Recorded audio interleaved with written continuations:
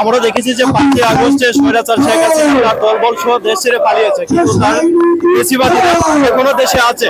তার বিশাল একটা অংশ এই দেশে গোপনে আছে, তাদেরকে দ্রুত বিচার করতে হবে।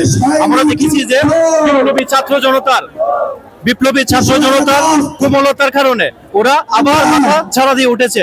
ওদেরকে দ্রুত গ্রেফতার করতে হবে, ওদেরকে বিচার করতে হবে। ছাত্রলীগ, যুবলীগ, তারপরে আওয়ামী লীগের যে দোষরা আছে, যারা এখনো দেশের ক্ষতি করার জন্য দিল্লির হাত ধরে এই দেশে বিশৃঙ্খলা তৈরি করার জন্য, আঘাত করার জন্য, যারা এই দেশের অস্তিত্বের উপর আঘাত করার জন্য যারা সতর্ক করতেছে, তাদেরকে দিতে হবে।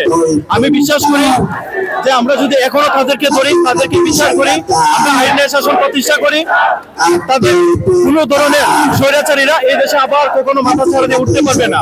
এই 5ই আগস্ট যুগে যুগে বিপ্লবীদের অনুপ্রেরণা হয়ে থাকবে। যেমনটা ছিল আমাদের জন্য 71, 52, 69 আমাদের জন্য বিপ্লবের একটা অনুপ্রেরণা ছিল, ঠিক একইভাবে 2024 সালের 5ই আগস্ট ছাত্র জনতা এবং বাংলাদেশের মানুষের জন্য, পুরো বিশ্বের মানুষের জন্য একটা অনুপ্রেরণা হয়ে থাকবে।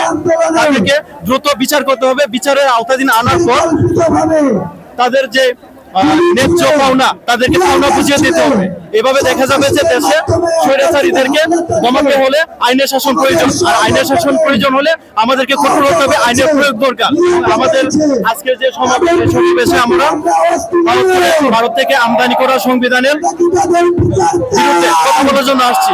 বাংলাদেশের জনকল্যাণমুখী একটা সংবিধান যাতে কার্যকর হয়, সংবিধানের পুনর্লিখন বা সংবিধানের সংশোধন প্রয়োজন।